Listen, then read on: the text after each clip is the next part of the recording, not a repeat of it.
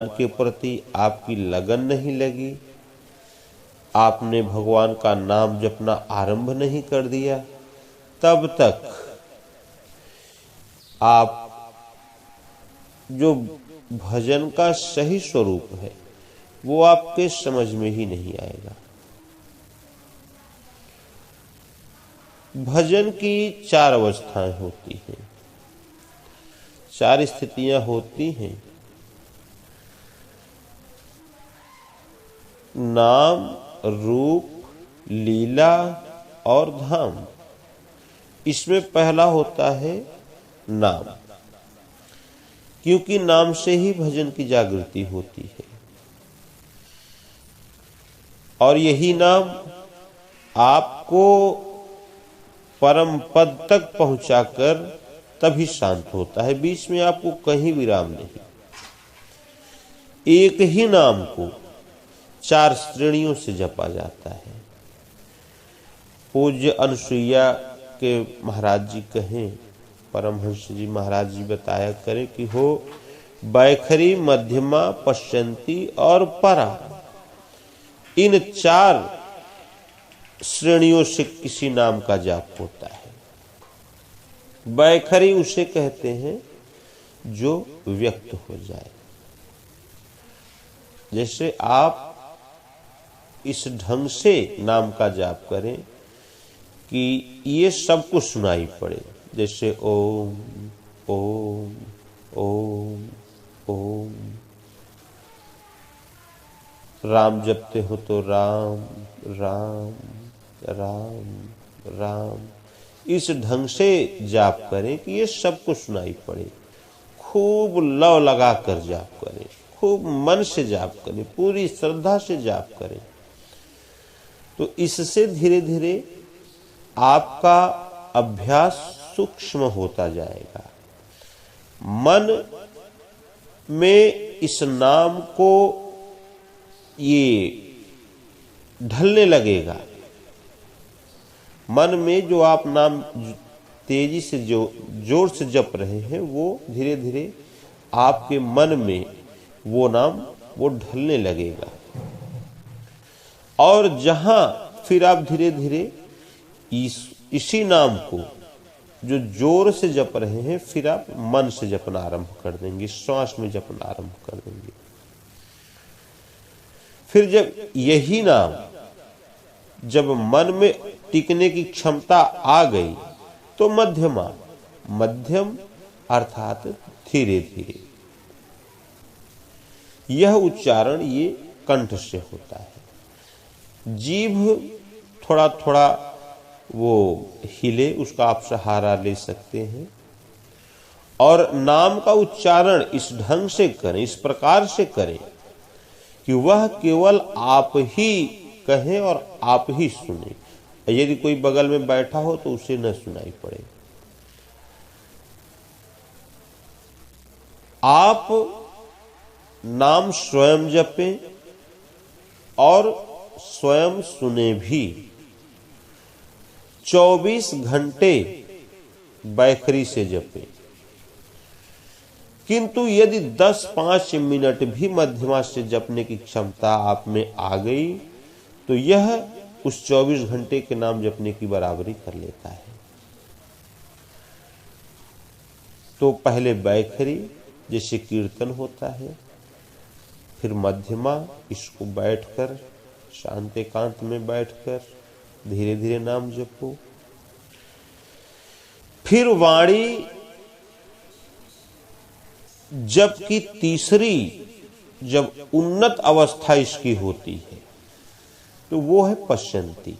नाम वही है जो आपने आरंभ में जपना शुरू किया था, ओम या राम, इन दोनों में से कोई एक ही जपना है। ये नहीं कुछ दिन ओम जप लिया, कुछ दिन राम जप लिया, ऐसा नहीं करना है।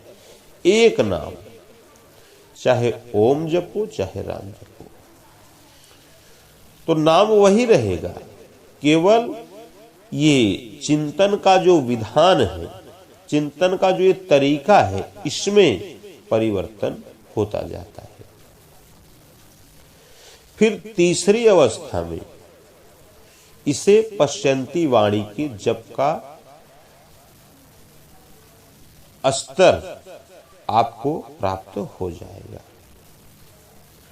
तो फिर यह वाणी से नहीं जपा जाता, न तो कंठ से ही जपा जाता है, ये श्वास पर ये जाप चलता है। आप मन को केवल दृष्टा बना दें, मन को इस श्वास पर केंद्रित कर दें, केवल देखें कि श्वास कब अंदर गई, कितनी देर तक रुकी, कब लौटकर बाहर आई, फिर कितनी देर तक रुकी, फिर कब भीतर गई, फिर कितनी देर रुकी, फिर कब बाहर आई। इसको मन से देखना है आपको। जब मन भली प्रकार इस श्वास देखने लगे, तब आपका जो चिंतन का नाम है, चिंतन आप करेंगे चाहे ओम का या राम का। तो जैसे आपने ओम का चिंतन करना आरंभ किया, आरंभ से ही आप ओम ओम जप रहे हैं, तो उसी नाम को जब इस श्वास देखते देखते श्वास को देखने की क्षमता आपकी आ गई, तब धीरे से इसी नाम को इस श्वास में लगा दें, इसमें ढाल दें उसको। सांस आई तो ओम, फिर गई तो ओम, फिर ओम ओम ओम ओम। इस प्रकार सांस के साथ नाम का जाप करें। इसमें आपको सांस घटाना बढ़ाना नहीं है। सांस जैसे कोई शिशु बच्चा है तो वो बच्चों जैसी सांस आएगी उसमें, कोई वृद्ध है तो वृद्धों जैसी सांस चलती है, युवक में युवकों जैसी सांस चलती ही रहती है। इसका क्रम कभी नहीं टूटना चाहिए। यह परमात्मा की माला है ना, ये माला भगवान ने दिया है। निरंजन माला घट में फिरे दिन रात। सांस की यह माला दिन रात चलती ही रहती है। सांस स्वाभाविक जैसे चलती है, उसी में आप जो आपका जापक नाम हो, जो आप नाम जप रहे हो, उस नाम को ढाल दें। कुछ दिन इसे ढालना पड़ेगा और फिर यही नाम सांस में ढला ढलाया मिल जाएगा, नाम जागृत हो जाएगा। पूज्य परमहंस जी महाराज अनसुईया के कहा करें कि हो ये श्वास सिवाय नाम के और कुछ कहती ही नहीं। मन को सब ओर से समेट कर श्वास में लगा भर दो, श्वास को देखा भर करें। जहां श्वास में नाम ढला तो जागृत हुआ, तहां नाम जप की पश्चंती अवस्था आ गई। पश्च माने देखना होता ही है, अर्थात जब श्वास देखने की क्षमता आ जाती है, श्वास में प्रसुप्त नाम ये सुनाई देने लगता है, यही है पश्चंती की अवस्था। तो ये आपको कुछ दिन ऐसे जपना पड़ेगा। उसके बाद फिर चौथा क्रम है, जब यह पश्चंती की अवस्था जब परिपक्व हो जाती है, तो उसके बाद आप परावाणी में प्रवेश कर जाते हैं। परावाणी में जब आप प्रवेश कर जाते हैं तो फिर अजपा की स्थिति आपकी आ जाती है, जिसे जपे न जपावे अपने से आवे। ये पूज्य परमहंस महाराज जी कहा करे कि न तो मन जपे, मन को जपने के लिए आप बाध्य न करें और आप जपे भी न, किंतु आपका जाप वो चलता रहे, वो आपका पिंड न छोड़े। एक बार आपकी सूरत लग गई तो लौ लग गई तो ओम ओम ओम ये धुन प्रवाहित हो गई।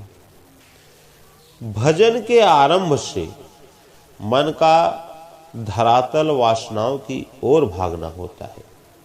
किंतु वैखरी, मध्यमा, पश्यंती के बाद जहां परा में प्रवेश मिला तो मन की खुराक वही हो जाता है, नाम का जाप ही वही खुराक हो जाएगा। सांस बांस की तरह एकदम स्थिर हो जाती है, तैल धारावत खड़ी हो जाती है। इसी जप का नाम अजपा भी है। संसार में अजपा की चाहे जो भी व्याख्याएं आपको मिलती हो, लेकिन पूज्य परमहंस जी महाराज का तो यही आदेश था, उनका यही विधान था। अजप अर्थात न जपो, हम न जपें और जप हमारा साथ न छोड़े, यही अजपा पारावाणी है। तो प्रकृति पार प्रभु सब उर्वासी, भगवान प्रकृति से परे हैं, परम पुरुष हैं, परम तत्व हैं। यह उस परम में प्रवेश दिला देने वाली वाणी है, इसलिए इसका नाम है पारावाणी। अब उस परम तत्व परमात्मा को प्राप्त करने के लिए वाणी में कोई परिवर्तन नहीं लाना पड़ेगा। तो जप मरे अजपा मरे, अनहद हूं मरी जाए, सूरत समानी शब्द में ताहि काल ना खाए। जप आवश्यक है। मरे का अर्थ यह नहीं कि हम जप शुरू ही न करें, और हमारे पास था क्या जो मर गया, जब कुछ है ही नहीं तो मरेगा क्या। इसलिए जप तो आवश्यक है, अनिवार्य है, किंतु अजपा की जागृति के साथ जब अजपा में परिवर्तित हो गया आपका जप, तो यह अजपा भी परिवर्तित हो जाता है। अजपा कब मरता है? जब अनहद की पकड़ आ जाए और अनहद हूं मरी जाए। वह कब होगा? जब सूरत समानी शब्द में, सूरत अर्थात मन की दृष्टि का नाम है सूरत। जैसे आप यहां बैठे हो तो कोई सूचना आपको मिल जाए कहीं से कि मतलब वहां ऐसा हुआ है, या आपके भाई वहां गए हैं, आपका पुत्र वहां गया है, आपका पिता कहीं गए हैं, वो तो मतलब अभी तक आए नहीं, तो मतलब ये सब जो मन से सोचते हैं ना कि हमारा पैसा वहां पर रखा हुआ है, पैसा आपने कहीं रख दिया है, तो यहाँ मन से आप विचार करेंगे कि पैसा कहाँ रखा है, तो वो पूरा वो आपका वो सामने आ जाएगा चित्र, वहां पर पैसा हमारा रखा हुआ है। जिसे मान लीजिए आप 100 रुपए की नोट आप सोचें किस प्रकार की होती है, उसमें क्या क्या होते हैं, तो पूरा उसका चित्र आपके सामने आ जाता है ना मन से। आपके सामने 10 रुपए का नोट नहीं है, लेकिन आप मन से सोच लेते हैं, देख लेते हैं उस नोट को। इसी का नाम है सूरत। ये मन की दृष्टि होती है, सामने वस्तु नहीं है, किंतु उसका पूरा चित्र आपके सामने प्रस्तुत कर देती है। इस दृष्टि का नाम ही मन की दृष्टि होता है, इसी का नाम है सूरत। इसी के द्वारा भगवान का भजन किया जाता है, सांस को देखा जाता है। और यही दृष्टि जो मन की दृष्टि है, यह जब शब्द में समा गई, अर्थात जिस नाम का जाप आप कर रहे हैं, ये जब उसी में समा गई, वही चित्त का स्वरूप हो गया, शून्य हो गया, जीरो इज गॉड। मन आपका उसी नाम में लग गया। स्वामी विवेकानंद जी से पूछा गया ना, अमेरिका में वो लोगों ने कहा कि ये सब बड़े बड़े विद्वान हैं, उनको तो बोलने का अवसर मिला। विवेकानंद जी को देखा तो बोला ये फटे हाल, ये गुलाम देश का पादरी, ये क्या बताएगा, इसको कोई प्रश्न ही मत दो। तो बोर्ड पर 0 लगा दिया। अब लगा विवेकानंद जी को पसीना छूटने, तो वहां पर उनके गुरु महाराज ने दर्शन दिया। अरे बोले बोलो यार, मैं हूं ना, तू बोलना शुरू तो कर। तो स्वामी विवेकानंद जी ने कहा कि जीरो इज गॉड। तो यही चीज जब आपका नाम ये शून्य हो जाए, केवल भगवान में ही स्थिर हो जाए, आपकी सूरत, आपका मन ये शून्य में स्थित हो जाए, शब्द मात्र रह जाए, तो ताहि काल ना खाए।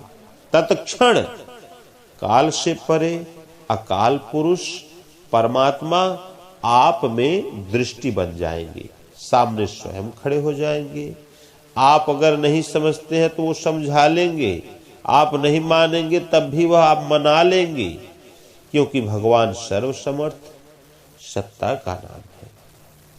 इसलिए खूब भजन करो, और ये आपको कहीं दौड़कर जाने की आवश्यकता नहीं है। इसके लिए कहीं भागकर मत जाओ कि नहीं वहां भगवान बैठे हैं तो वहां चले, वहां नाम का जाप करें। नहीं, आप जहां हो, जिस स्थिति में हो, चाय की दुकान पर बैठे हो, चाहे जहां बैठे रहो, भगवान शिव ने निर्णय दिया कि हरि व्यापक सर्वत्र समाना, प्रेम ते प्रगट हो ही मैं जाना।